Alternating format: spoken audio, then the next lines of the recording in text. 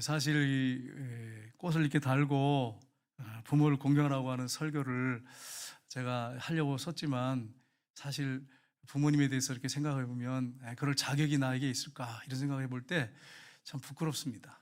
그러나 또 우리가 아직 남은 시간이 있고 부모님께 효를 할 수 있는 시간이 있잖아요. 물론 이제 어떤 분들은 부모님이 다 돌아가신 다음에 이제 더 이상 효를 행할 수 없는 부모님도 계십니다. 그런 분도 계시는데, 그렇지만 우리 하나님이 살아계시지 않습니까?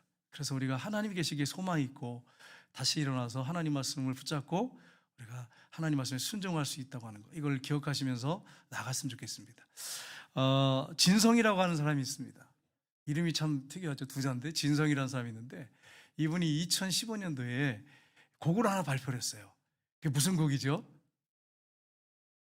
우리는 워낙 경건해서 전부 찬송가만 불러서 잘 몰라요. 진성이라는 사람이 2015년도에 보릿고개라고 하는 그런 노래를 작곡을 해서 불렀어요. 그래가지고 어떤 학생이 뭐 부르는데 얼마나 감동이 되든지 그 시대를 산 것처럼 그렇게 부르더라고요. 우리 한번 볼까요? 가사를 보면 이렇게 되어 있습니다. 아이야 뛰지 마라, 아이야 뛰지 말아라, 그 말이죠.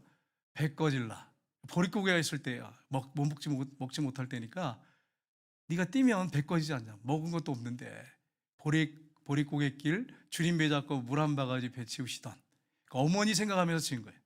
물 한 바가지를 그냥 배고픈데 들이키는 그 어머니 생각하면서 그 세월을 어찌 사셨소? 초근 목피. 초근 목피라는 게 뭐냐면 풀뿌리 캐먹고 나무 껍질 벗겨 먹었다. 여러분 이해가 안 되시잖아요. 솔직히 저도 잘 안 돼. 저보다 한 10년 정도 전에는 그렇게 경험을 하셨더라고요. 풀뿌리 캐먹고 나무 껍질 벗겨 먹고. 그래서 이제 이 화장실에 가면 너무 힘들고 고통스럽대. 이게 잘 안 돼서 소화가 안 됐어요.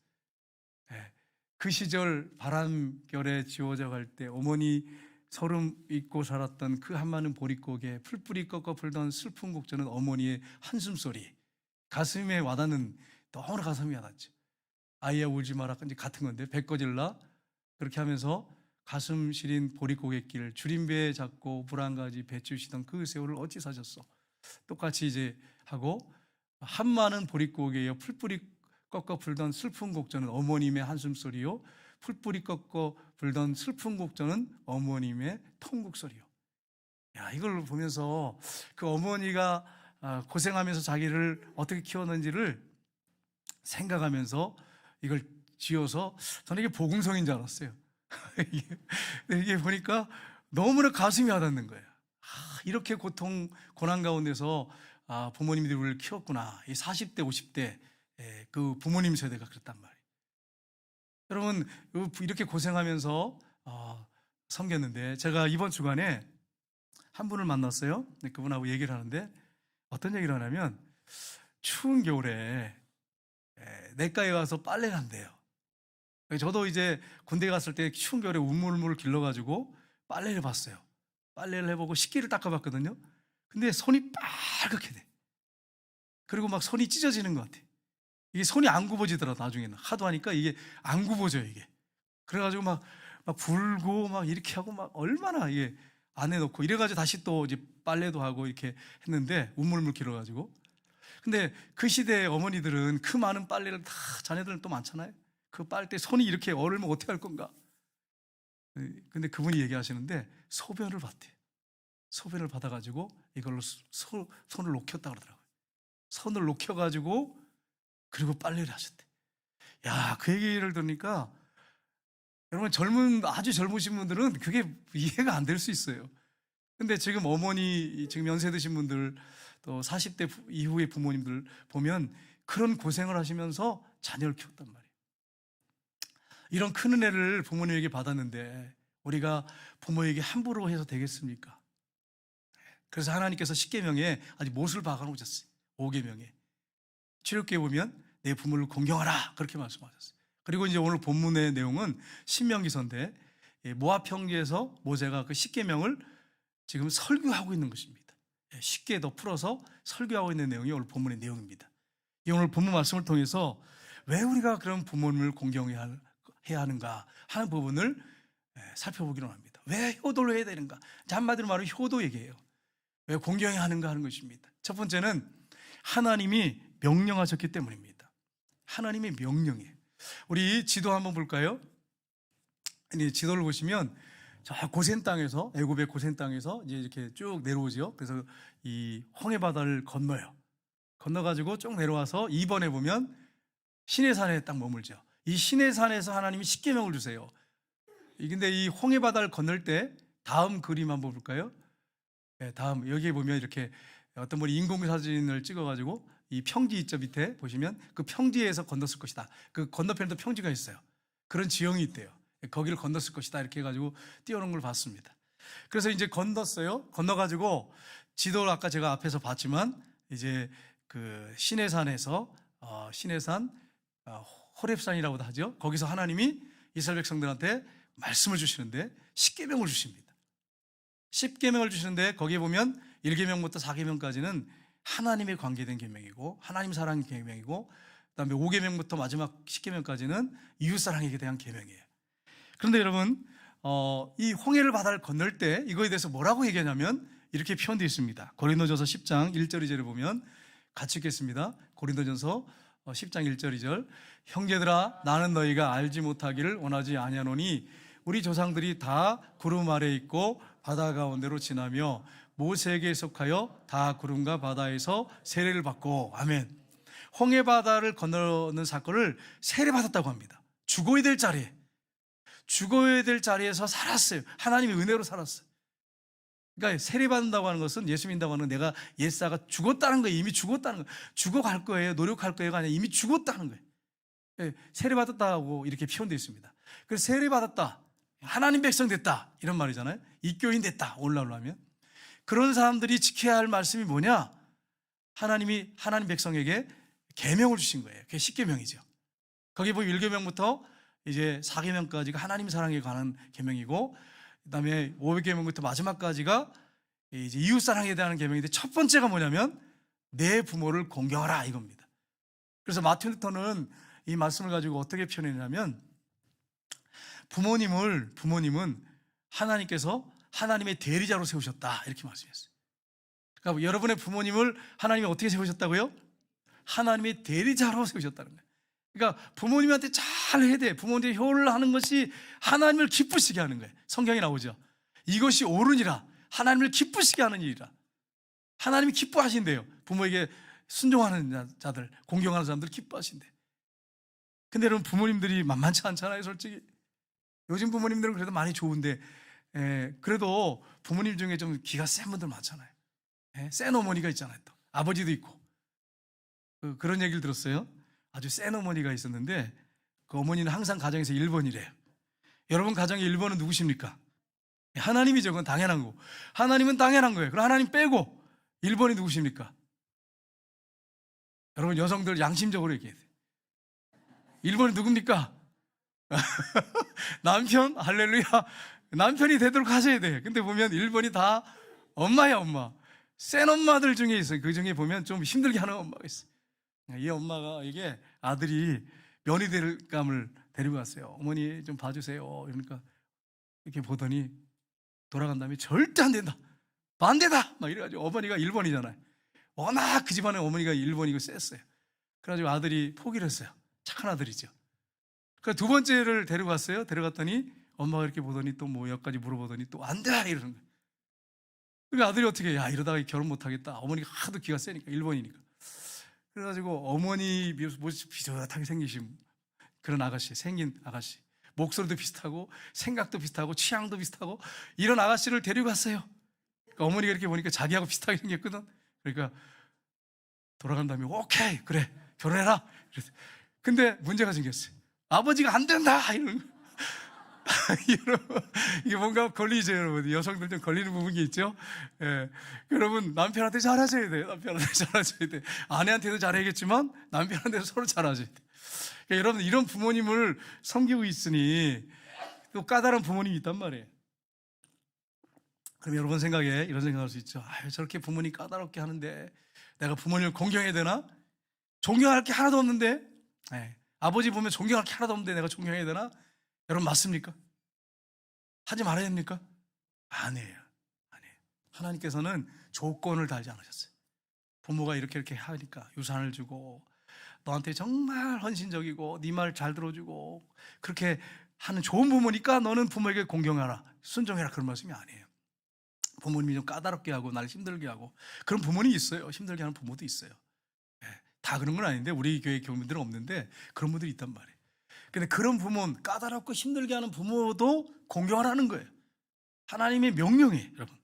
이건 선택사항이 아니에요. 하나님 말씀에 보면 권고사항이 있고요.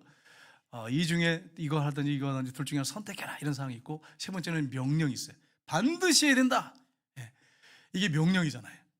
부모를 공경하는 것은 조건을 보고 하는 게 아니에요. 부모님이 나한테 잘해주기 때문에 내가 잘하고, 부모님이 나한테 못하니까 못하고, 그래서는 안 된다는 거예요, 여러분. 부모님하고 관계가 틀어지면 은혜를 못 받습니다. 여러분, 이거 기억하셔야 돼요. 부모님하고 나 관계가 문제가 있잖아요. 절대 은혜 받을 수가 없어요. 여러분, 기억하셔야 돼요. 어떤 자매님이 교회에 나와서 신앙생활을 했는데 이상하게 이게 뭔가 마음이 깨름직하고 막 은혜가 넘치고 기뻐야 되는데 이게 안 되는 거예요. 왜 그럴까? 왜 그럴까? 기도하면서 상담도 받아봤어요.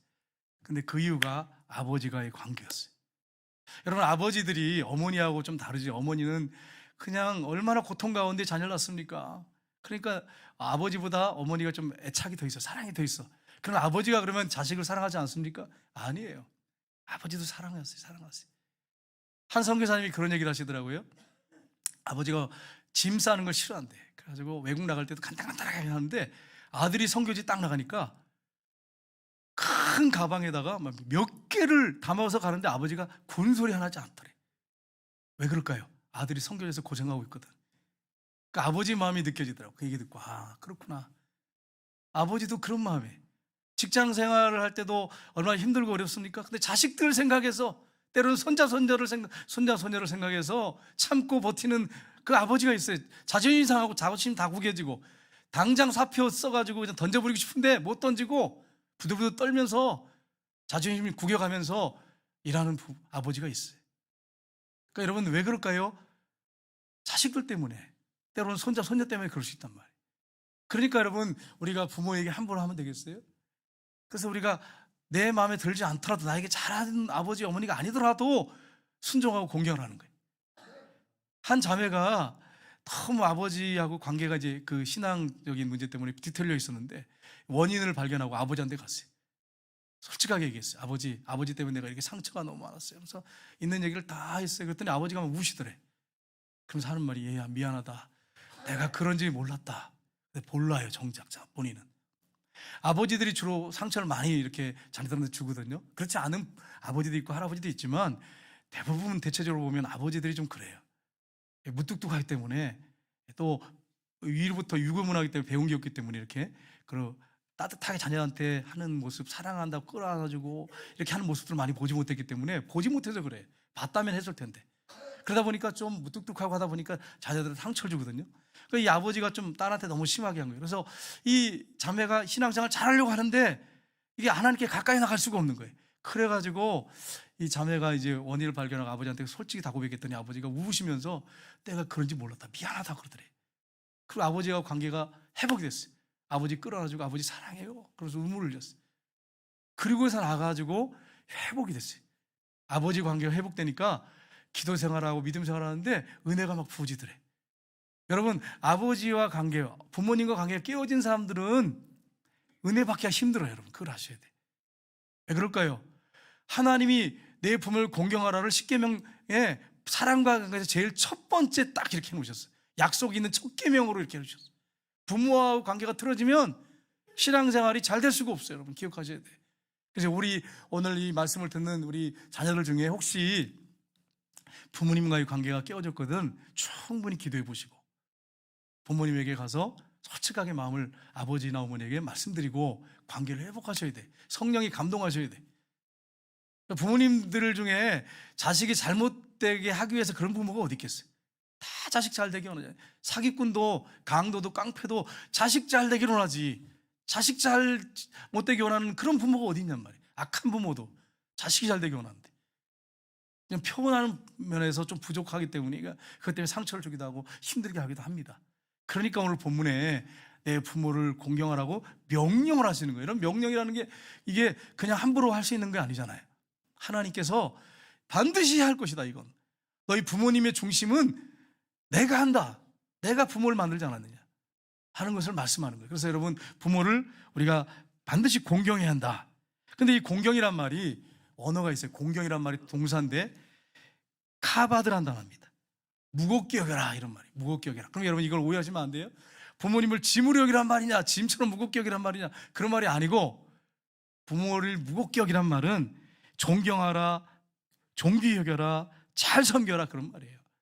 그런데 이게 명사로 바뀌잖아요. 명사로 바뀌면 이 카바드라는 단어가 어떻게 쓰이냐면은 간이에요. 간으로 명사로 쓰입니다. 간. 여러분, 간이 뭡니까? 우리 몸의 신체 중에, 우리 내장 중에 간이 모든 그런 독성 물질을 해독시켜요. 저는 의사가 아니기 때문에 잘 모르는데, 중요한 거 이제 이렇게 제가 정보를 알아보니까 모든 몸에 있는 좋지 않은 독소를 해독시킨 게 간이에요. 내 부모를 간처럼 귀중하게 여겨라. 간이 망가지면 여러분, 몸이 어떻게 이렇게 건강하게 살 수 있겠어요? 그렇게 소중하게, 귀중하게, 무겁게, 존귀하게 여겨라, 부모를. 그렇게 표현을 놨습니다. 이런 사실을 알고 여러분, 부모님을 공경하는 그런 여러분 되시길 주님의 이름으로 축복합니다. 이건 권고사항이 아니에요. 선택사항이 아니에요. 반드시 해야 될 명령이에요. 이걸 잊지 마셔야 돼요. 두 번째는 뭐냐면, 두 번째 보겠습니다. 생명이 길게 되기 때문입니다.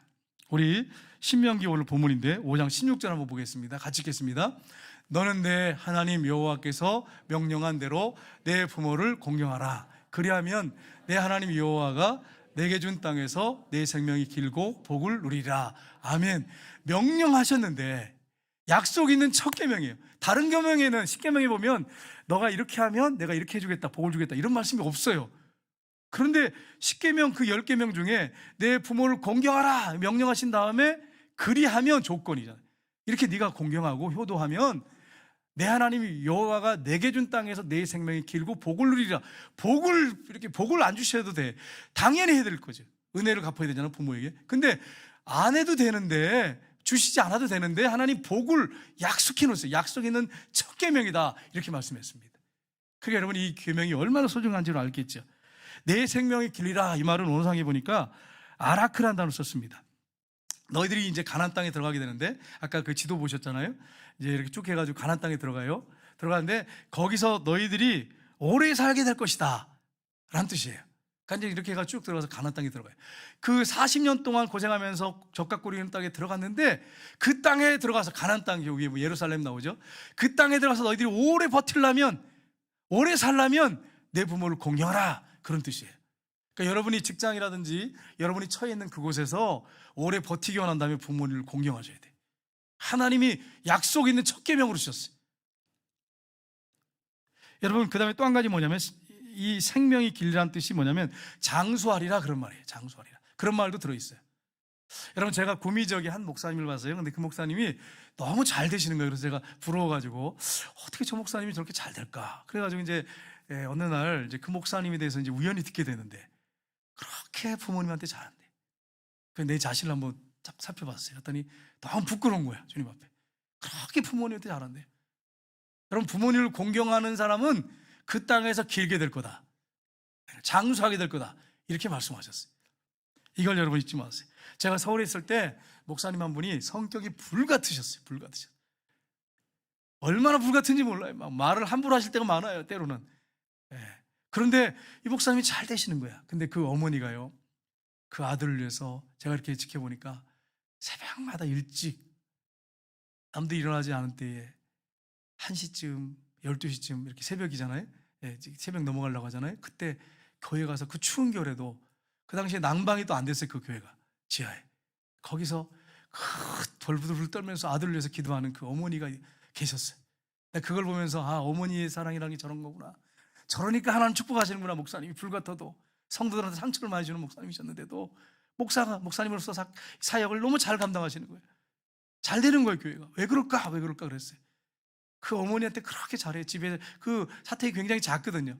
그래도 그 어머님을 아주 얼마나 정성으로 모신지 몰라요, 목사님이.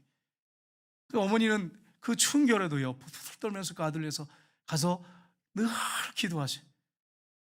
하나님 그 기도를 받으시고 그 아들을 축복 안 하실 수가 없죠. 여러분, 여러분의 기도 제목 1번이 뭡니까? 접니까, 여러분? 아니잖아요, 그죠? 1번이 누구세요? 자식이에요. 대부분 자식이에요. 자식. 손자 손녀인 경우도 있어요. 손자 손녀인 경우. 손자 손녀들이 얼마나 사랑스럽습니까? 할아버지를 내가 이렇게 카톡을 보면, 이제 핸드폰을 보면 대부분 다 손자 손녀들 사진이 다 있어요. 안 그런 분이 한 분도 없어요. 대부분. 그러니까 여러분, 이 부모의 마음은 자식에게 있고 손자 손녀에게 있어요. 그러니까 여러분, 우리가 어떻게 하겠어요? 잘 이렇게 섬겨야 되지 않겠습니까? 성경에 보면 노아가 경건했지 않습니까? 근데 노아가 포도원을 만들어가지고 포도 농사를 져가지고 포도주를 마시고 옷을 홀라당 벗고 그냥 벗는 거하고 홀라당 벗는 건 좀 다르죠? 여러분 아시죠? 홀라당 벗고 그냥 취해가지고 빨개가지고 누워 잠들었어요. 경건한 그 아버지가 경건한 사람이기 때문에 그래요. 그리고 누워 있었어요. 그런데 함이 그걸 딱 먼저 발견했어요. 그럼 어떻게 됩니까? 여러분 같으면 어떻게 하겠습니까? 보통 이렇게 이불을 덮어주고 덮잖아요. 존경하잖아요. 부모님을 존경하면 아버지를 존경하면 그렇잖아요. 근데요, 덮지 않고 바로 뛰어나가서 형제들한테 아버지가 술 마시고 몸이 빨가고 얼굴이 빨개가지고 옷을 벗고 누워있다고 이렇게 떠들어댔어요. 단어가 보니까 나가드란 단어예요. 나가드. 단어도 좀 별로 안 좋죠. 나가드란 단어인데 보니까 폭로하다, 선언하다 그런 뜻이에요. 나가가지고 형제들한테 아버지가 술 먹고 벌거벗고 누워가지고 대낮에 이게 뭐 하는 짓인지 모르겠다고 이러고 다닌 거예요. 이 원어가 그렇게 돼 있어요. 그러니까 어떻게 합니까? 이 큰형하고 막내가 셈과 야벳이 뒤를 돌아가지고 옷을 가지고 가서 이렇게 가서 이렇게 덮어드렸어요. 이게 사랑이죠. 부모님을 공경하는 거죠. 부모님을 무겁게 여기는 거죠. 귀중하게 여기는 거죠. 덮어드렸어요. 깨어나가지고 누가 잘못했습니까? 여러분, 함이 잘못했습니까? 노아가 잘못했습니까? 둘 다 잘못했지만 원인 제공자가 누굽니까? 노아잖아요. 근데 노아가 그 사실을 다 듣고요, 어떻게 합니까? 저주하죠. 함을 저주해요. 함의 아들 가나안을 저주하죠. 그리고 야벳하고 셈은 축복합니다. 여러분, 부모님의 허물을 덮어드려야 돼. 성경에 뭐라고 말씀했어요? 베드로전서 4장 8절을 보시면 같이 읽겠습니다. 무엇보다 뜨겁게 서로 사랑할지니 사랑은 허다한 죄를 덮느니라. 아멘. 여러분, 부모님의 허물을 어떻게 해야 될까요? 덮어드려야 돼. 덮어드려야 돼.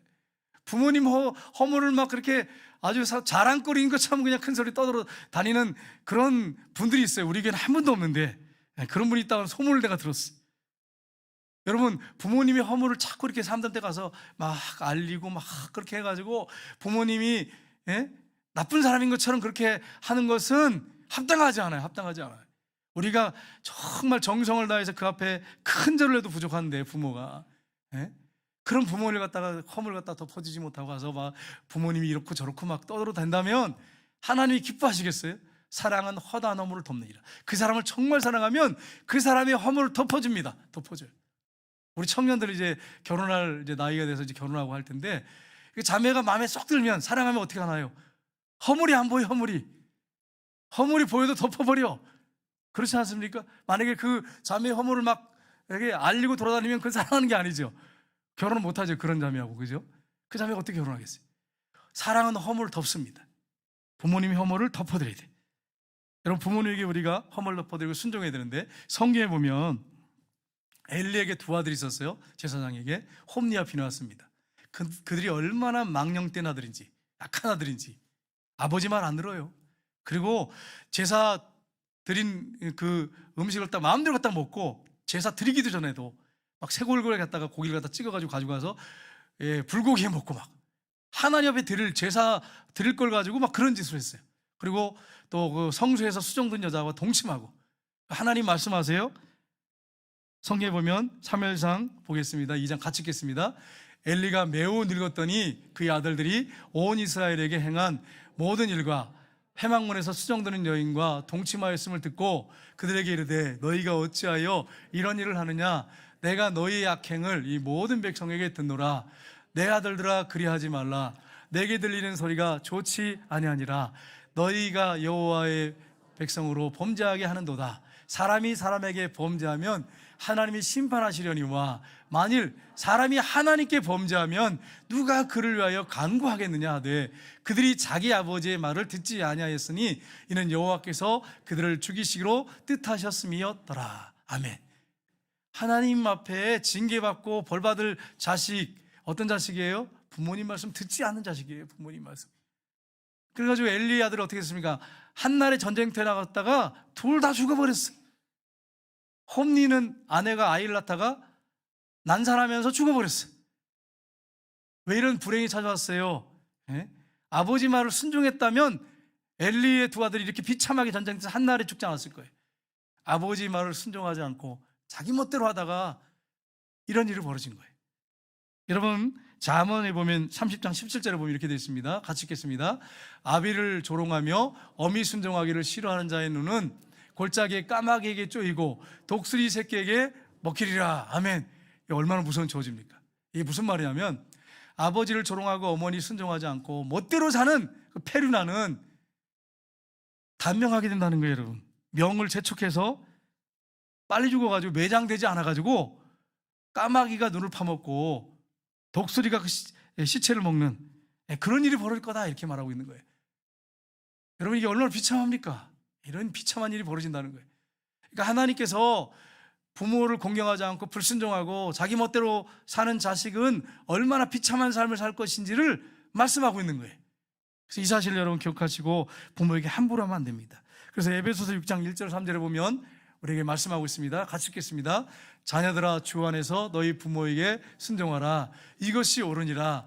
내 아버지와 어머니를 공경하라. 이것은 약속 있는 첫 계명이니 이로써 내가 잘되고 땅에서 장수하리라. 아멘. 하나님이 약속을 해주셨어요. 약속하지 않아도, 축복을 주시지 않아도 우리가 당연히 할 일인데, 부모 공경은 하나님이 약속을 해놓으셨단 말이에요.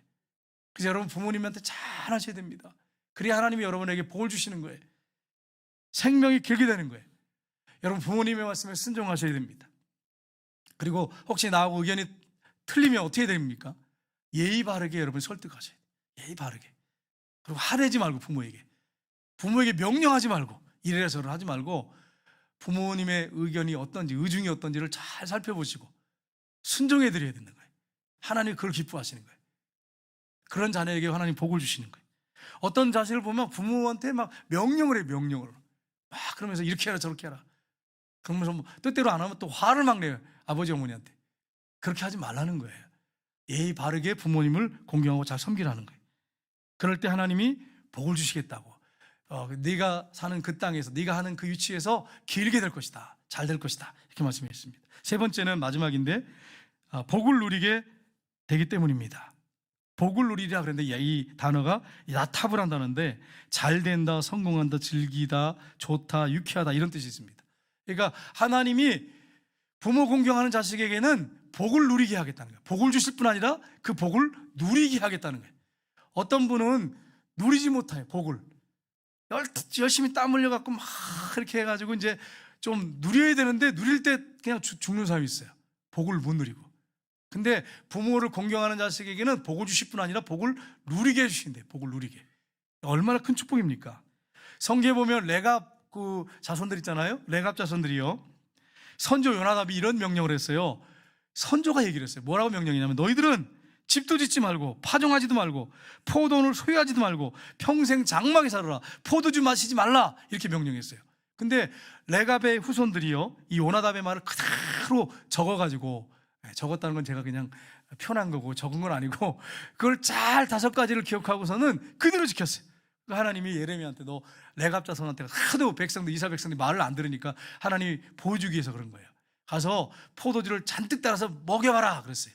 그래서 정말 레갑 자손들을 모았어. 그래가지고 포도주를 잔뜩 해가지고 그릇에서 따라가 주시면서 마셔라 마셔라 그랬어요. 근데 안 마시겠다는 거예요. 왜 안 마시냐 그랬더니, 우리 선조 요나답이 집도 짓지 말라, 파종하지 말라, 포도원 소유하지 말라, 평생에 장막에 살아라, 포도주 마시지 마라. 그러면 너희 생명이, 너희가 그 사는 땅에서 길 것이다. 하도 이스라엘 백성들이 타락하니까, 우상 숭배하니까 그 모습을 보고 그렇게 얘기한 거예요. 그러니까 그들이 그대로 지켰어요. 우리 못 먹습니다, 먹지 않겠습니다, 이렇게 했어요. 그런데 하나님의 말씀이 임합니다. 뭐라고 말씀하느냐? 예레미야서 35장 18절 19절 보겠습니다. 같이 읽겠습니다. 예레미야가 레갑 사람 가문에게 이르되, 만군의 여호와 이스라엘 하나님께서 이와 같이 말씀하시기를, 너희가 너희 선조 요나답의 명령을 순종하여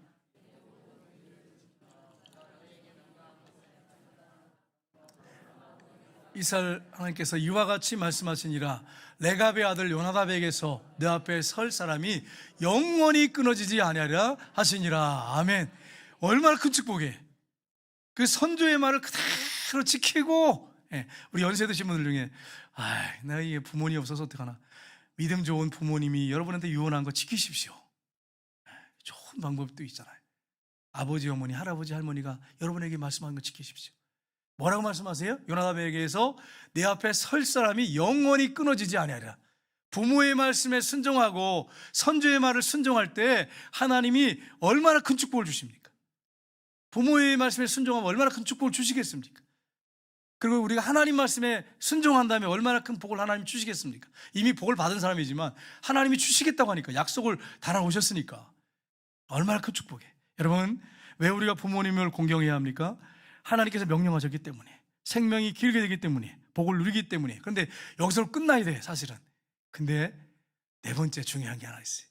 그게 뭐냐면 부모님에게 받은 사랑 때문입니다. 네 번째는 우리가 부모님에게 받은 사랑 때문이에요. 여러분, 이걸 잊지 마세요. 우리 네 번째, 우리 부모님을 한번 생각하면서 1절만 어머니 마음을 한번 불러보겠습니다. 1절만 우리 같이 읽겠습니다. 부르겠습니다.